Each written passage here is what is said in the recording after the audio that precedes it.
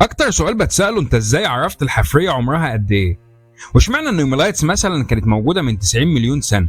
ليه مش 80 وليه مش 100؟ النهارده هقولك ازاي بنعرف نحسب عمر الحفريه. مش بس الحفريات، الطرق دي برضو بنعرف منها عمر المومياوات والاثار. ايه هي الطريقه؟ تعالوا نشوف.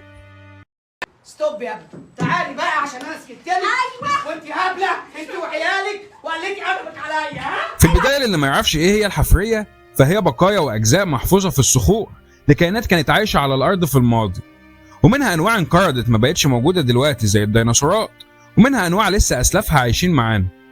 والبقايا دي ممكن تبقى عظم او سنان او اصداف وحاجات تانية كتير. بعضها بيرجع لمئات السنين وبعضها لملايين السنين.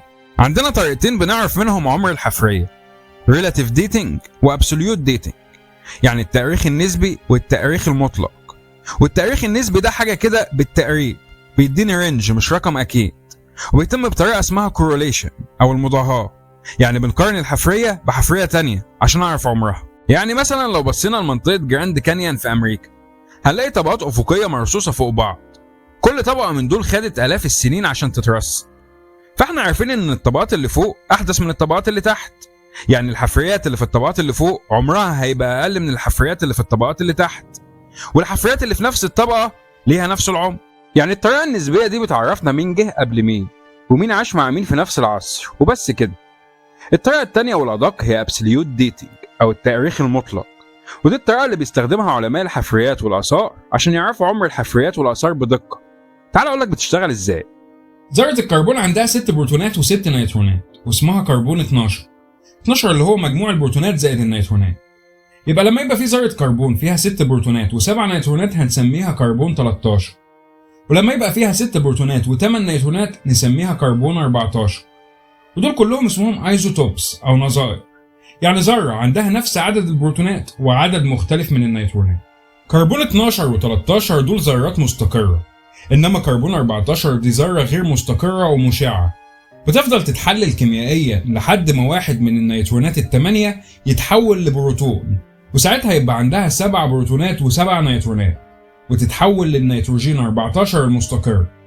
عملية تحلل الكربون 14 المشع للنيتروجين 14 المستقر بتاخد 5730 سنة، ودي اسمها فترة عمر النصف. يعني بعد 5730 سنة نص كمية الكربون اللي في الحفرية بس هي اللي هتتحول لنيتروجين، وبعد 5730 سنة كمان نص الكمية الباقية هيتحول، وهكذا. وبعد حوالي 72000 سنة بيكون كل الكمية اتحللت للنيتروجين، وبكده بقدر احسب عمر الحفرية من كمية الكربون اللي اتحولت.